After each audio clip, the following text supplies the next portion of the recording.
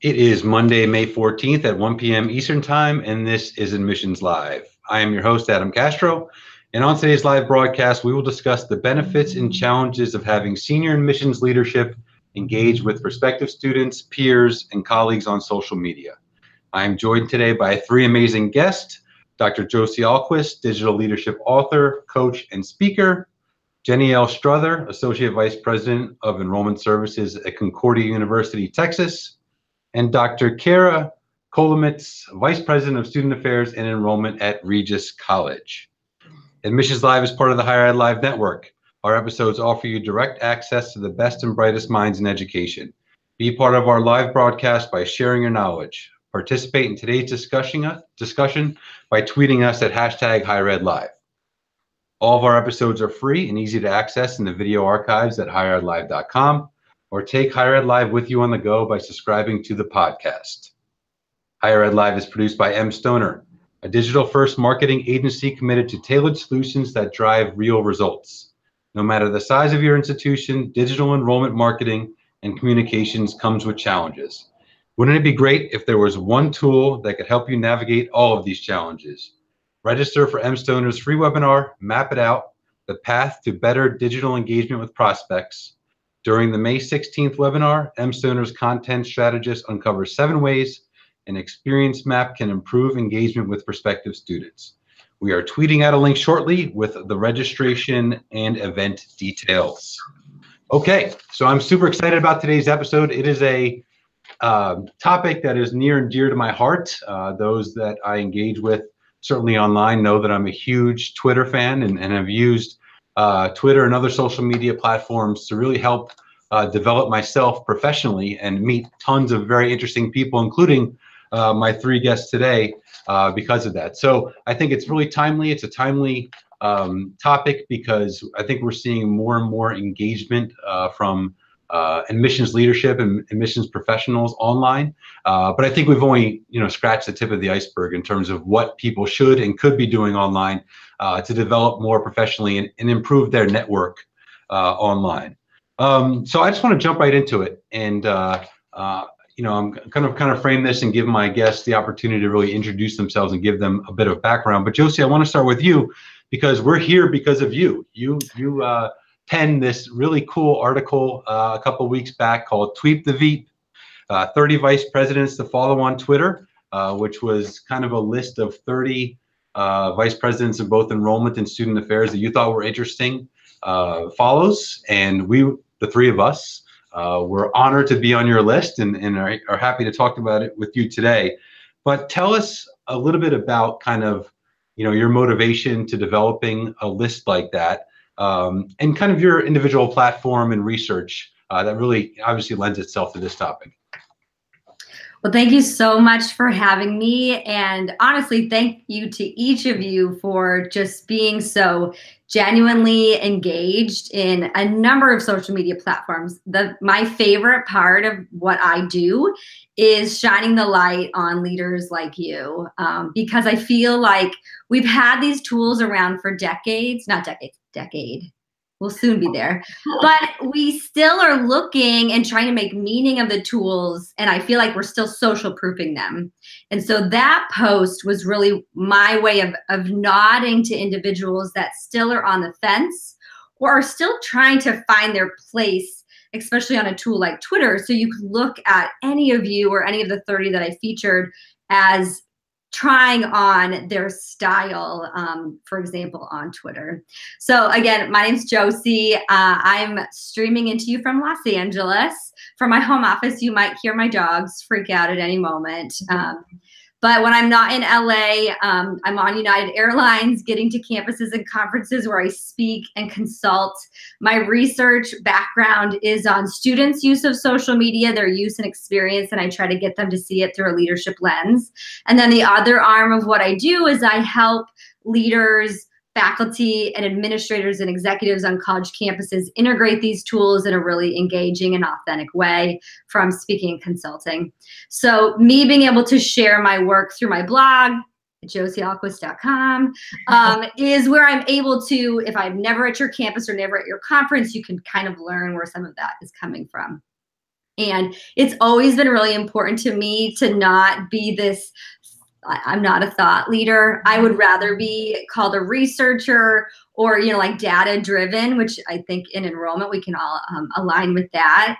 And that my curriculum is all based upon research. So my research on senior leaders on campuses using social started in 2014, where I saw this huge divide in not only were there not a lot of vice presidents and presidents on social, but the ones that were, I was blown away with. They were so engaged and authentic and funny and full of personality. So I wanted to research them.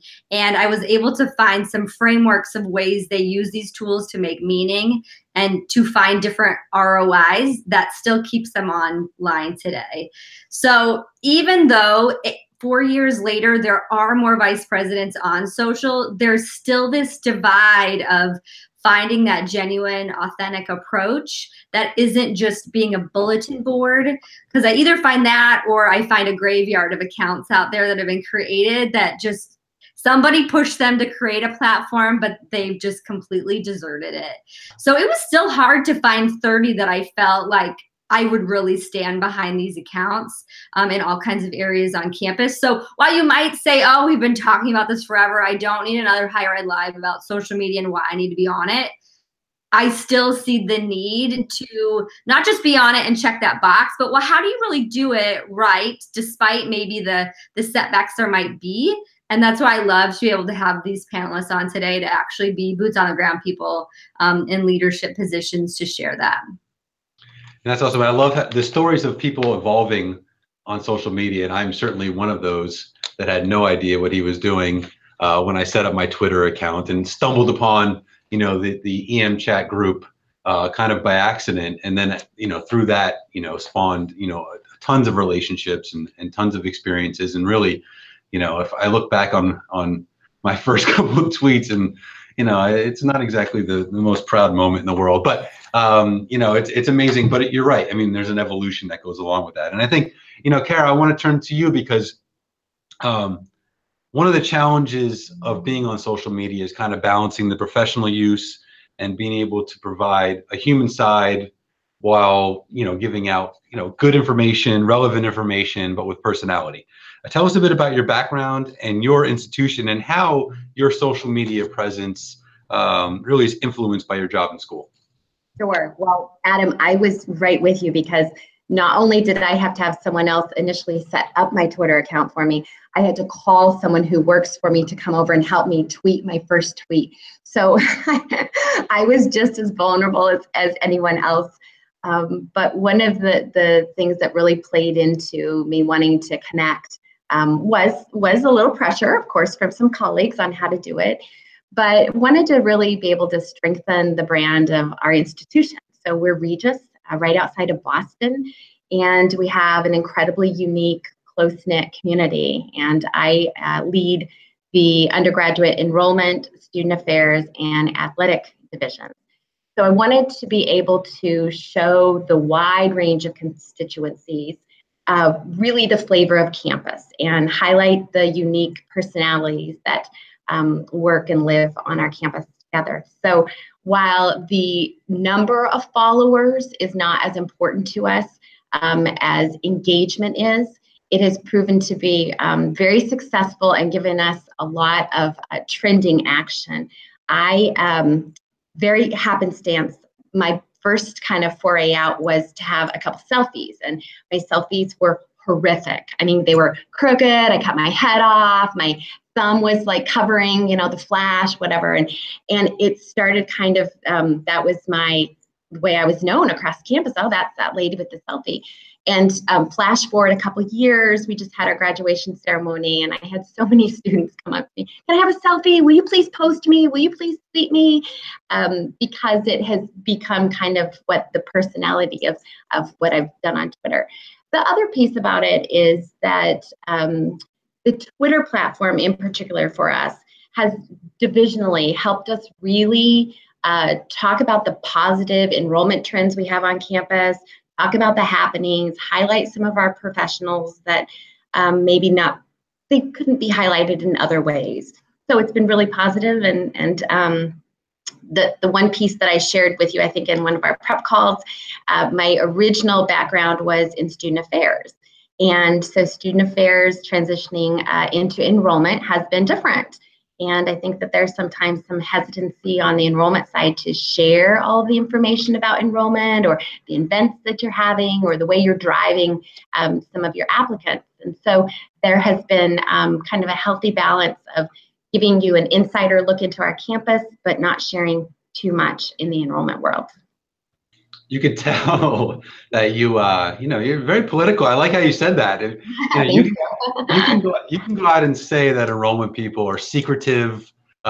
It's not a secret out there. But yeah, I mean, to go a step forward, the idea of putting all of your details about your events, or if you're doing something special that works at recruitment events and open houses and things like that, and putting that out on social media. Yeah, you do get some pushback from the campus community about giving out trade secrets, but we appreciate the student affairs side of you that wants to share and share in success. One of the things that I thought was really interesting that you said is the idea that it's not about the amount of followers, really the engagement, and I think you and Jennielle have a similar challenge, is that the names of your institution are actually pretty common. So to be able to differentiate between Concordias or differentiate between Regises, I think is important. So you as an individual can go a long way in doing that. So Jennielle, I want to turn it to you, because I know, and I've known you for a long time online, and I know leadership is a hugely important topic for you, and in terms of your development and you developing staff. So I wanted to get your kind of sense on how you define kind of leadership and how you carry yourself online to promote leadership, through your social media platforms. And is this something that you think about on a daily basis, or do you think it just kind of comes naturally and it kind of comes out in your social media posts? Yeah, Adam, we have known each other for a long time. It's so neat, and it's through the EM chat platform, the Twitter chat, that we have gotten to know each other. And so I will be the first to say that I opened up the floodgates for sharing, those trade secrets with EM chat, and it was hard at first. But I think that once the professionals that came around the community saw that we all could benefit, it has turned into a fun 7-year project. But yeah, so you asked me about leadership. I think about it all the time. One of the things that I speak on and really try to live out every day. There's a session that I do, and it's called Authenticity is Your Superpower.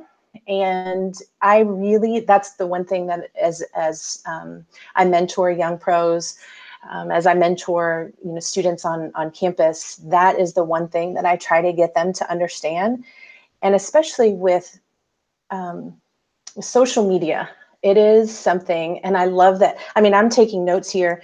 I've been on Twitter for a long time, and I'm still learning things. I heard Josie say some things, and I wrote down, and Kara, that you're constantly evolving, in social media. And you're right, it's not just this thing, we've been talking about it forever. It is a skill that you have to hone.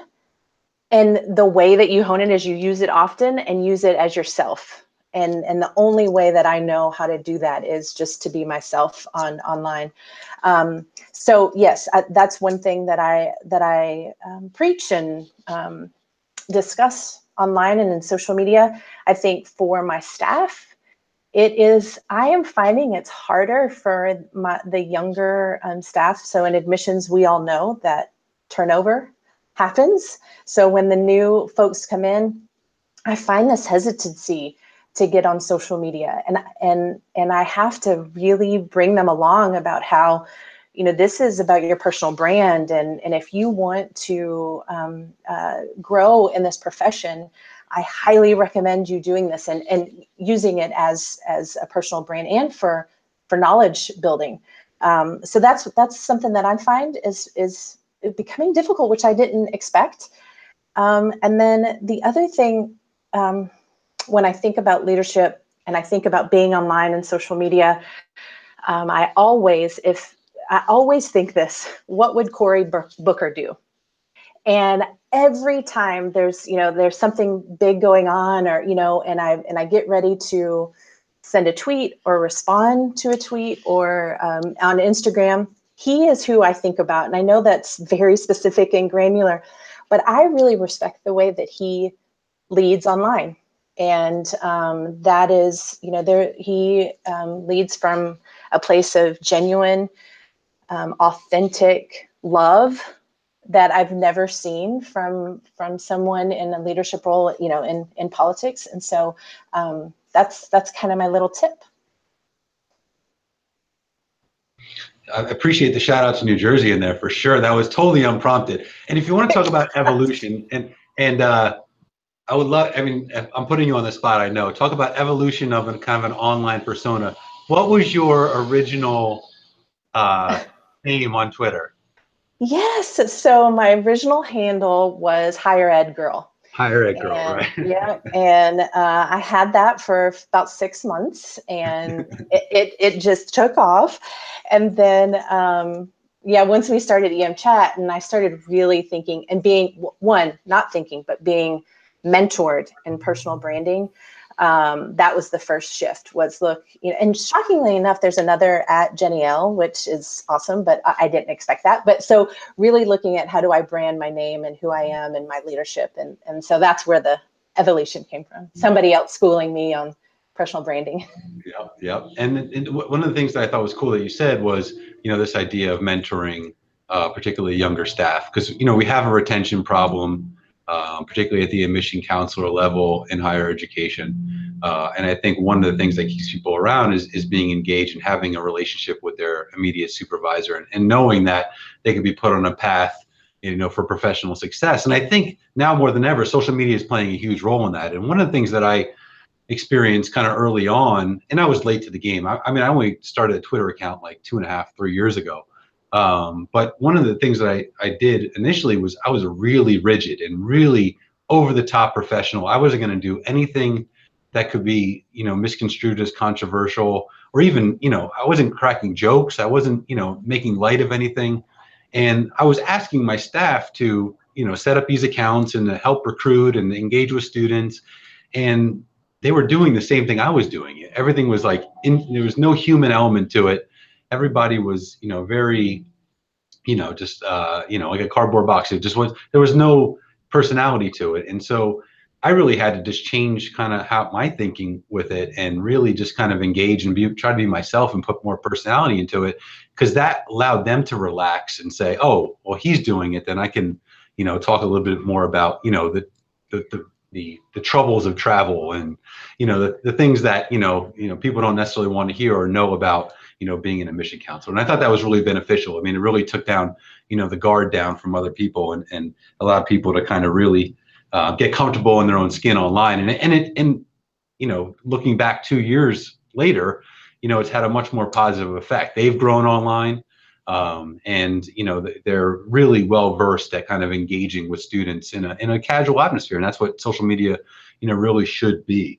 One of the things that I did in preparation for this episode is I posted online polls on both Facebook and Twitter, for the different higher ed communities on there, and just asked a very simple question: is should admissions leadership be online? Should we be connecting with our students, our colleagues, and our peers online actively? And overwhelming the response was yes, we absolutely should be. On Facebook, it was 81% yes. On Twitter, it was 92% yes, with about 100 respondents combined. So obviously, the feeling out there is, we should be out there. We should be putting ourselves out there. We need to be accessible. We need to have humility. We need to be able to discuss things in an open kind of network. But there doesn't seem to be a huge influx of leadership to these social media platforms. I engage almost on a daily basis with my peers in the field, but it's often the same peers over and over again that we're having the conversations. And it's very rare that someone, at the VP level is kind of coming into the mix and establishing themselves and building up kind of, Jenny L said, they're kind of their online social media brand from scratch. You just don't see it that often. So I really wanted to get a sense from you guys. And Josie, I'll start with you. What do you think is stopping, VPs of admission, associate VPs, directors of admission from jumping in, with 2 feet and really trying to take a foothold online? Well, let me touch on what you and Jenny L were talking about with the mentorship and the coaching piece that I think is a missing piece that's more obvious to fill in that kind of skills gap, because especially for senior leaders, we're called for congruence. Our staff do pay attention to what we put out online, and my research actually validates that. I did a quantitative study of 450 higher ed professionals across North America, and they reported that if they had a senior leader on their campus that was actively engaged on social media, they felt more confident and comfortable doing the same. And it reported the opposite. If they didn't have any executive on their campus that was active, they felt more worried about their own social media usage. So just being on the platform sends a message and role models. And like Jenny L said, the next step is to actually mentor and openly talk about it. Because we might make assumptions, oh, this younger new professional, they have to be on Twitter, they're on Instagram. Well, they don't know what that looks like in a professional setting. The education I give college students, they separate worlds so black and white. And we know as humans in this profession, it's a lot of gray that we need to work through quite a bit. But to go back to why don't we see more is I think there's a lot of worries about the what ifs. What could happen? What if something goes really poorly? Something gets misconstrued in what I say. The other one is the knowledge. So I don't know Twitter, or I don't know Snapchat, and I'm supposed to be the leader on my campus. I don't want it to seem like I don't know what I'm doing or that I won't be good at it. Another one is time. We're all very, very busy. So when am I supposed to squeeze this in? Because it could look like to someone that on Twitter that would take a lot of time, which for us that have maybe been on the platform, we know it could really be squeezed in so many different places, but they don't quite know that yet. And then the last one kind of goes back to those research findings is if there's no other executives on your campus that are on social, there could be more reservations that, is this institutionally okay? Or could I be the leader and role model amongst, like this executive cabinet about what this could look like at the senior level? So those are a few things that I've seen. Yeah, absolutely. And I think, people are just, there's a level of just trepidation, I think, and I feel it with every post. I try to, it's evolved so much now for me that, yes, I think most of my follows and followers I met because of working in this industry, but a lot of them become my friends. And so, I want to, post a picture of my kids and I out hiking, or, if I'm having a really good adult beverage, like sometimes I just want the world to know that. But I always think in the back of my head is, should I be doing this? How's it going to look like, if someone's, looking through, the administrators at Bloomfield College? What's it going to look like to my staff? Is this sending the wrong message? And so you always in the back of your mind kind of think that way. And I've become much more kind of loosey-goosey with it, in recent years. But at first, it's something that I thought about kind of over and over again. So I could see, particularly at a larger institution, there being a lot of kind of issues with that, and maybe not even just wanting to deal with the bureaucracy that might go along with it. I've been fortunate enough to work at small schools, and Kara could probably attest to this as well. And I know my boss very well. If I had a question, I'd go right to the president and say, do you mind me having a Twitter account? But that might not be the case for, a 4-campus public institution where you have 35 bosses. So it might be a lot more tricky in that kind of case. But Kara or Danielle, any thoughts that you would like to add to the things that Josie laid out? Well, I think that the piece about being vulnerable and some vulnerability, that's hard, I think, for any leader. My background and my research was focused around presidential leadership. And I spent 6 months with 7 different brand new first-time presidents. And they talked a lot about how they could be on social media, if they could be on social media. And they really were in the predicament of, okay, if something goes south and I don't respond, I look like I don't care or I'm out of touch. I do respond and I look defensive. I think it's just easier for me to just have the university account and just kind of a very bland presence rather than have a personality presence. And I think that the piece about that trickles down into other senior leaders on campus is about an inadvertent post or a post that you identify the wrong person or something that you would, of course, never do intentionally. So I think that the flip side of that is just the sincerity and the genuineness of who you are on your account. That people who know I'm going to take a bad picture, probably of me and of them, and I'm going to post it. Or people know that when we have a major sporting event, I'm going to be obnoxious. I'm tweeting a lot. I'm really proud. I want to engage that school spirit. So part of it is doing it enough that you develop that brand and personality. And so your vulnerabilities are just, they're lessened, and your mistakes, I think, are understood more fully. Yeah, no, I can't disagree with that. I think this kind of lends well to Josie. You have another article that I thought was really interesting, and it talked about the 4 missteps CEOs make on social media. And obviously, this could be attributed to college presidents, but I'm sure this also works for VPs of admissions, VPs of enrollment management, student affairs. So can you kind of walk us through those missteps so we can avoid them in the future? Sure. Yeah, these were more obvious for the president and chancellor accounts, but when I was looking for those 30 vice presidents to feature, these themes definitely came up as well. So the first one obviously is just social silence, right? Like you're not on there, period, or you have an account and it was 2015 the last time that you posted. Would you do that same thing on your website? Would you keep something so outdated out there as far as a brand goes? So that was one of them. The second one, which is the very first thing that I look for, and that honestly is a turnoff for those that would probably want to follow you, especially if you want students to engage with you, is that you're a bulletin board. It's a one-directional method of communication. It's one thing to be posting articles that are educational, but it's the other if you're just not interacting whatsoever, or you're not sharing other people's content. Social's not actually all about you. It's really celebrating your community and other people on your campus and in your colleagues. The second one, this especially happens at like high executive roles, is you can tell accounts that aren't run by that person. And I get some positions are so extremely strapped for time, they need other people to help run their accounts. But I still think there's a way to do that still embodies your personality, because these platforms are supposed to be personality, social driven. And kind of that goes back to the bulletin board piece. So you do need to be hands-on, like Kara said, that personality, that genuineness. We want to connect with people and not platforms.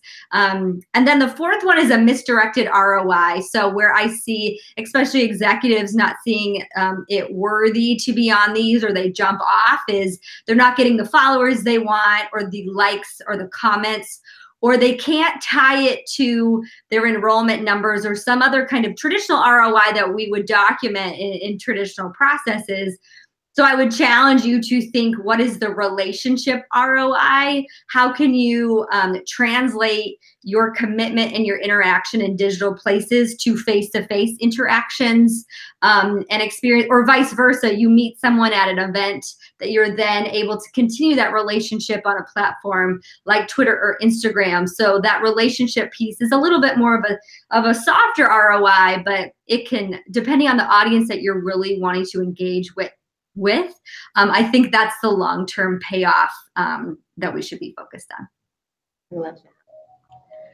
Yeah, one of the things that I noticed, and I do a lot of creeping against other schools to see how they're representing themselves online.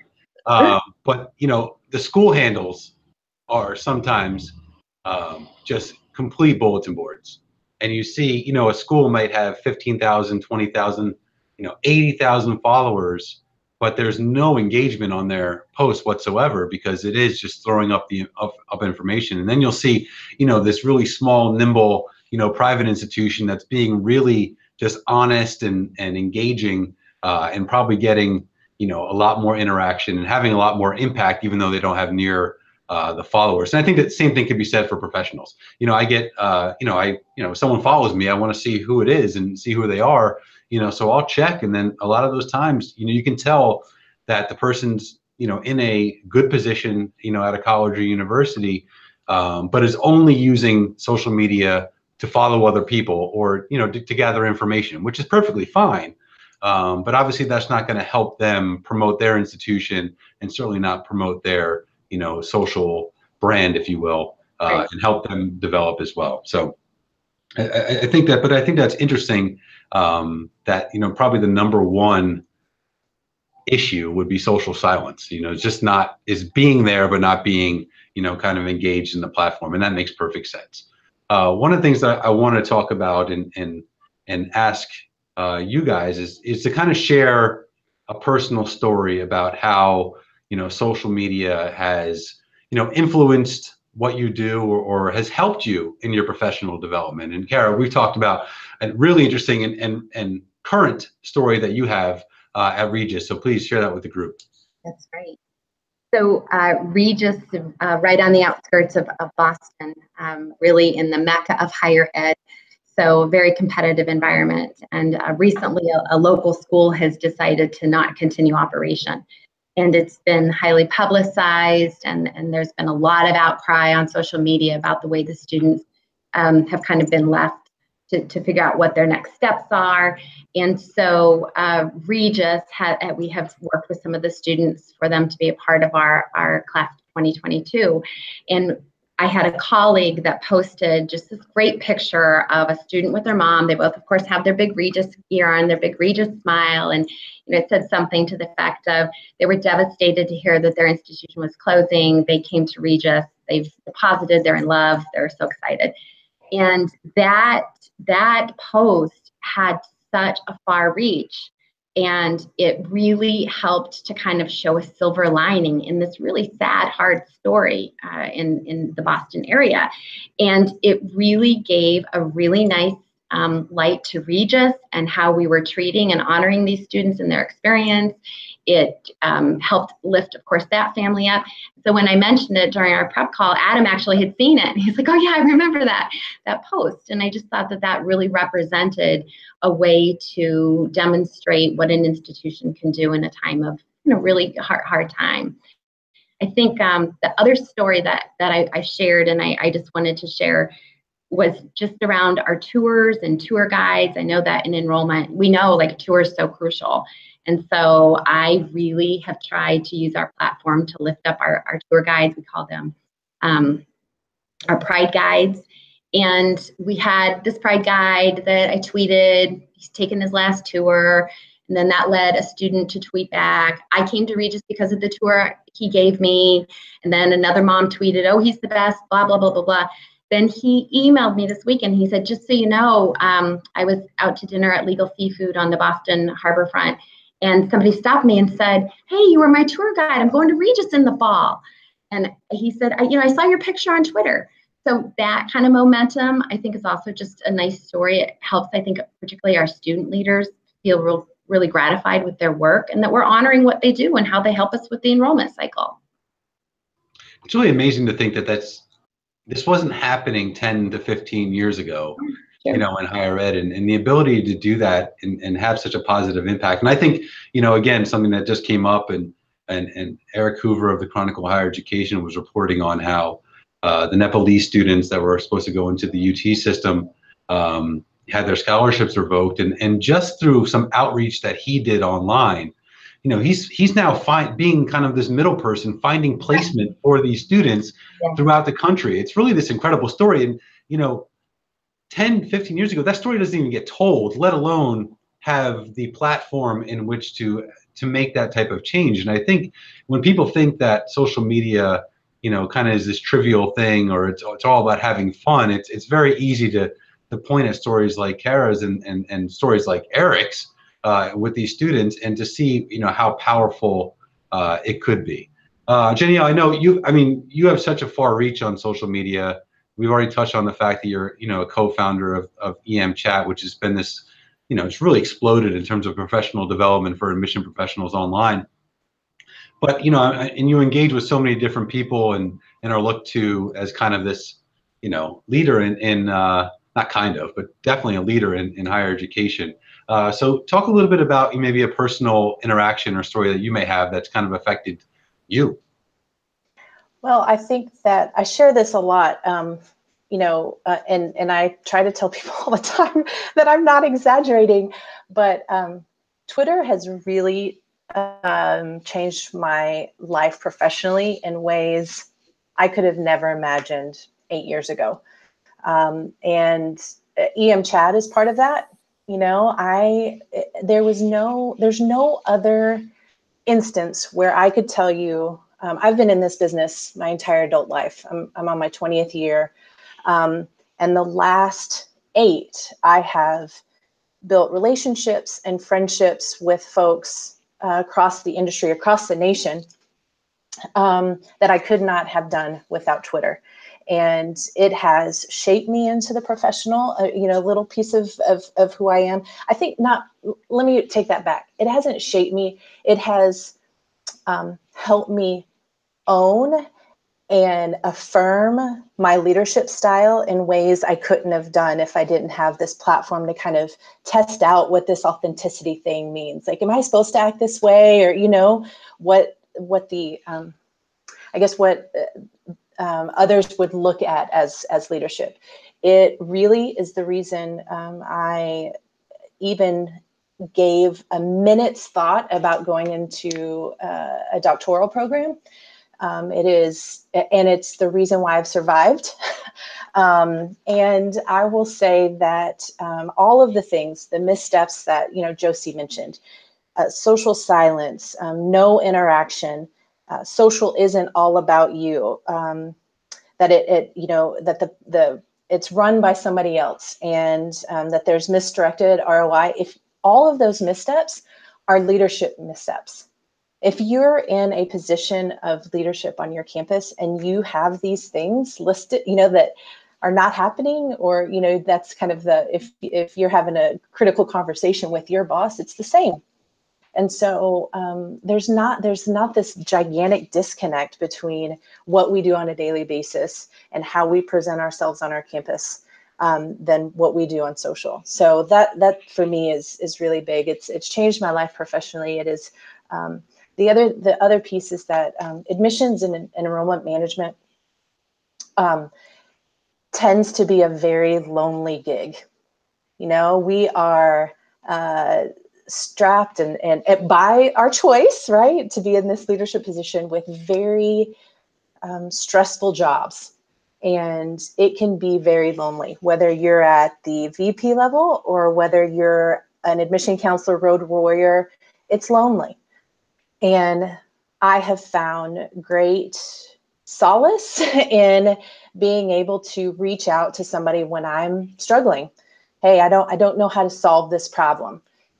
But that didn't just come from me getting on Twitter and tweeting a couple of times about, a campus visit that we've got on campus. That came from a genuine want. So this relational ROI, right? That's just who I am. For somebody who's an extrovert like me, like on the extreme, Twitter is like best thing since sliced bread, because I get to continue to build those relationships. But you have to be genuine about it. You have to spend some time. You can't always take. You have to give. And so by giving, when I need help, that just happened a couple of weeks ago. Adam was part of a DM that I sent out because I needed some help on something that was going on my campus. And that came from just trust and honesty and true relationship building throughout the 7 years that we've been on EM Chat. Yeah, no, I think you embody that kind of every day. And I think it's that accessibility piece that is kind of just huge in terms of, being present and knowing that, if I needed to reach out to you with a DM or a specific question on Twitter, that you would respond. And so, once you have that kind of symbiotic relationship, a whole different level of engagement can go on. One of the coolest things, I think, and I am not nearly as big as an extrovert as Jenielle, but I'm getting better at it. But, I used to be terrified of not knowing anybody, going into meetings or going into conferences. And now I go to a higher ed conference. I have a built-in, group of 100 people that I know, easily 100 people that I know I can just tweet out that I'm going to be at this place at this time, going to this session, and I can meet up with people at any time that I wanted to in the field.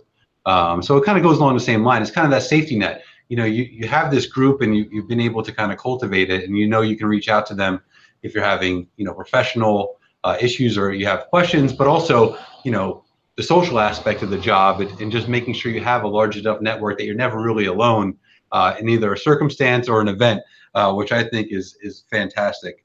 And so we mentioned it a couple of times now, and Josie, I want to get your thoughts on this too, because this idea of a personal brand I think is really important, and it's something that I've been much more cognizant of recently. I'm going through a job change, and just putting that out there over the last couple of weeks has really opened things up in terms of just people asking a lot of questions, or whether it's the vendor side of the business, certainly interested in what I'm doing, which makes sense. But I just think it's interesting, and I've given a lot more thought about how I want to position myself as a professional and how I can use social media to do that. So talk a little bit about that and your experience in terms of your research and how people are using it for kind of brand recognition. Well, first, I love that the word leadership has already come up a number of times, and not just associated with our formalized roles, but the act of what you do on social media is a leadership outcome, that it isn't this add-on busy work. Because I think I call it digital leadership on purpose, because there is practices and tools and possibilities that can be aspirational, that's worth the potential risk if those are the worries that you have. And the other thing to keep in mind, if for those that might be hesitant about a social presence or even the notion of being branded, you're on social whether you have an account or not. Like every email and text message and event you go to is digitally documented, or it could be. A decision letter you send or a scholarship notification can be screenshotted, right? So you need to, the value for you to be part of that conversation or get ahead of that conversation or craft your own brand ahead of time, I feel like it's one of empowerment and not, like playing catch up. And again, the word brand, we can kind of push away from, because, well, we're real people. I'm a human. I'm not this object to be sold. But if you actually look at the definitions of brand, it's, well, what is the emotion that you want to convey that impacts other people? So for example, when someone goes to your Twitter account or your Instagram feed, what do you want to be obvious about you? What's your values? What's your character, your personality? If someone was just to scroll through your feed, if that was your introductory to them, so you're in control of that. So that brand and that component is the message that and the meaning that you're choosing to put out there. And then when you add on to this branding element, you can think about things, how you craft your bio to the audiences that you want to interact with. And it can all be intentional as well as happy accidents. And again, this is where I think that we just need to learn way more from each other about practices that are being done in our industries as well as in others, to, again, not to feel, I guess, maybe shame or hesitation about branding, like to be empowered of it. For Adam, like to know your job searching, your LinkedIn account's going to blow up for a while. Like people are going to search you like crazy. And so you can put those pieces in place as you are searching, but also to use it as a tool to be that entry point for students or for future staff, or maybe even for potential donors or other executives on campus. Yeah, I think that's absolutely right. I think, one of the things that I wanted to kind of come across about me being online is that I'm high energy and I try to outwork the competition. And I think if those two things come across, I think that's really a huge part of what we do in our field. I don't, there's definitely more than one guard as it comes to enrollment managers, and Kara and Danielle can certainly attest to this. But I am definitely in kind of this new guard, I think, in terms of wanting to be on the front lines, wanting to kind of have their hand in everything, be at an expert level in almost every facet of the job, but particularly really knowing the technology and embracing the technology, and not just social media, but we're talking about CRM, we're talking about digital marketing. And so if I can make that come across through just my genuine interest in the subject online, not doing anything really intentional, I think that does well for me in terms of my online brand, because just by looking through my feed and my posts, you'll know, oh, he's definitely interested and he has a knowledge base in digital marketing, whereas half of the field, isn't even there yet. And I think that's kind of gone a long way. But I'm interested to know, from Kara and Danielle, in terms of, what you've done, or if you have done anything intentional in terms of, kind of cultivating, that online brand for yourself. Go ahead. Oh, okay, I'll go ahead. We don't need to fight over it. I mean, I know, it's like we're having so much fun. I think for me, so the personal branding was something that I didn't think about when I first got on, and then there were others, and actually others in the student affairs side of the house who were very intentional about reaching down or tapping me on the shoulder and saying, hey, have you ever thought about this? And so for me, in the personal branding, it took somebody to reach back or reach across to say, hey, let's talk about this. And this is how it can impact you in your profession. So for that, I'm eternally grateful. And so when we talk about our personal brand and how I have decided to influence others on social, it is to give more than I take. And also from my own story as a first generation college student, Latina, female, in an industry where there's not that many of us represented, I am very intentional about making sure that I am steering others like me into leadership positions. And if my presence on social media will make them feel comfort or make them feel comfortable enough to reach out to me and say, hey, how do I do this? That's what my intentional presence on social media is about. It's that relational piece. It's reaching back and lifting up the next generation. And also it's to help me, and just kind of on what you were talking about, Adam, that there are aspects of my job that I'm not good at. And there are a ton of other people who are a lot better at it than I am. And so I ask them about it on Twitter, and I say, oh, please, wise one, teach me. And seriously, teach me how to do those things. I'll never be as good as them, but at least I know that they can, that I've built a relationship where I can reach out to them and say, hey, I really need help with this. And data is one of those things. What this is, Admissions Live. I just want to say that out loud, that look, you don't have to be a pro in that area to be good at this job. And there are people out there that will help you, but you've got to take the initiative to kind of step out of your comfort zone. And social for some might be that. Absolutely. Kara, anything to add to that? I just want to add, I think that because enrollment and student affairs and athletics can be so encompassing, that's a really broad range of constituents to work with and for. I've really tried to role model to my younger staff and also our students that I'm more than just what I do at Regis. And so I like to add in, I have a deep love of design and art, and I like to add in what I think about presidential leadership across the country, and every now and then, I tell you what I think about something that I've seen. So I think that it's important for in this new discussion around work-life balance, particularly for women, I've really tried to show more wholly that, you know what, you can have it all. You just can't have it all at the same time. So this morning I'm at Little League, and then this afternoon I'll be at open house, and showing that that's just how I've chosen to navigate it, because I didn't have anything to witness like that.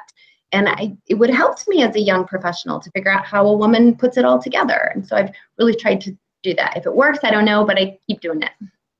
Yeah, one of the beautiful things about Twitter in particular is obviously the engagement level, but also you just find like-minded people. And I tend to gravitate to like-minded people. But, now I'm a part of, Janelle, I don't know if you even know this, but I'm now a part of an EM chat running club on Strava. And that's helping me motivate me to get better at, get my mileage up. Little things like that I think is really incredible.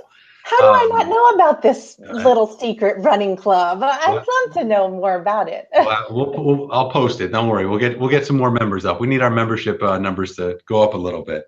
Awesome. So we're running out of time, but I definitely want to talk to Josie about what is coming next with social and what I need to be completely frightened about as an administrator, because I can barely wrap my head around Twitter, let alone Instagram. I've never figured out how to Snapchat. I don't think I will.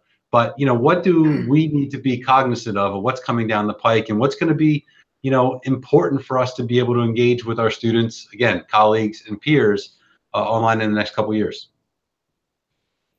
Well, I think the base of that is what we were just talking about, is this brand can be blended. It's not this, like balanced, or work-life balance, especially on social, the personal, professional. That's where things really shine, when you're sharing the things that you're comfortable about work and play.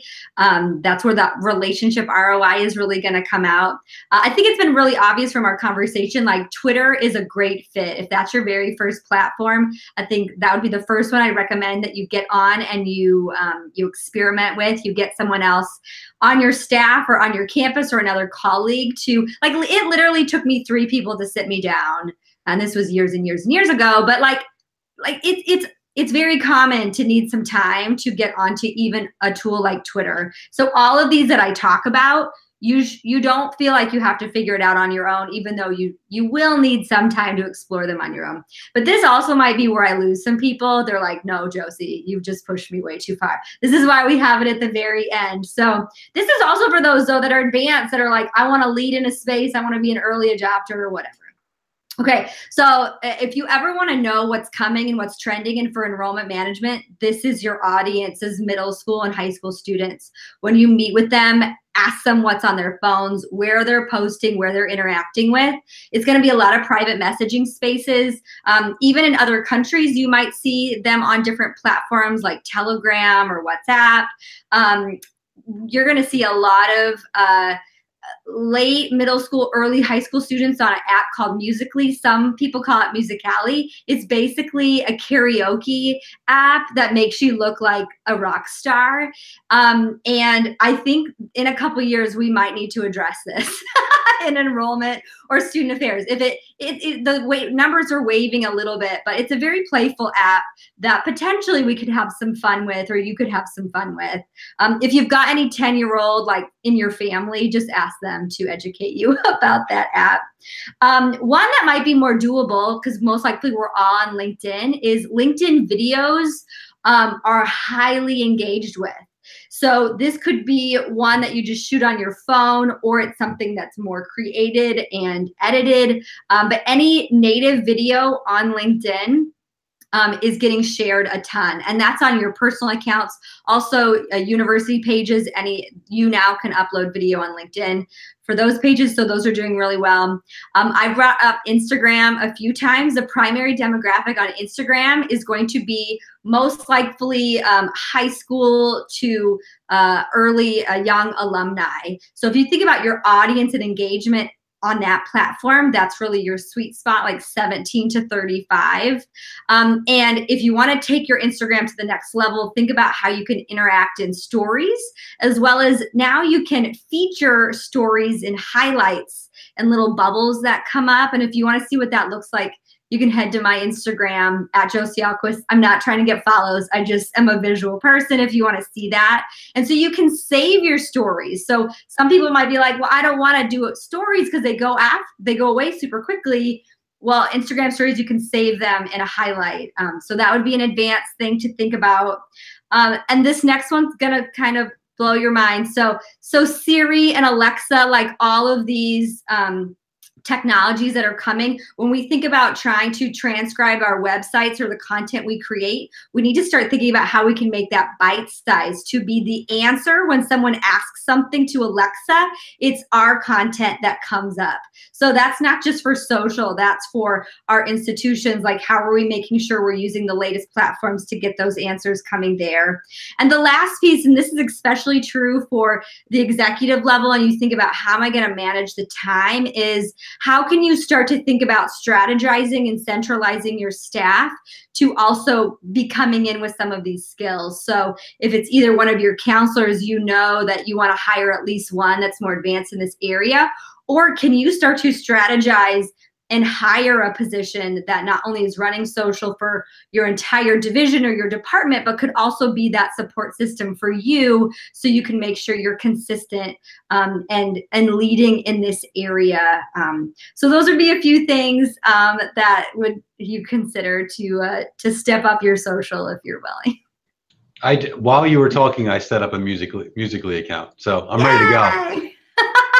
I don't know if like Bob Seger is appropriate for something like that, but you know, well, I got to start small. My staff will be super excited about that one. They like to do like, you know, the Christmas videos and stuff to email out to our respective students. So maybe we'll do it on Musical.ly next year for sure.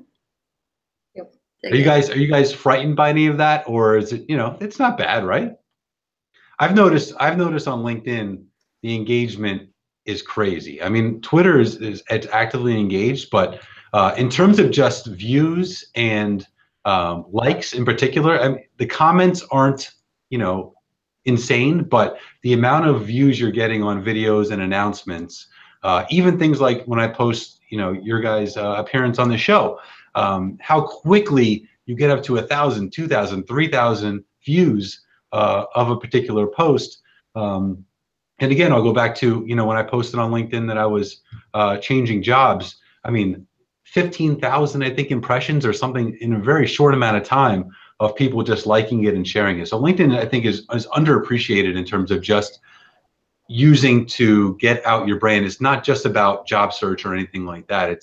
You can certainly use that as a way to, you know, kind of get your inner voice across out to the industry.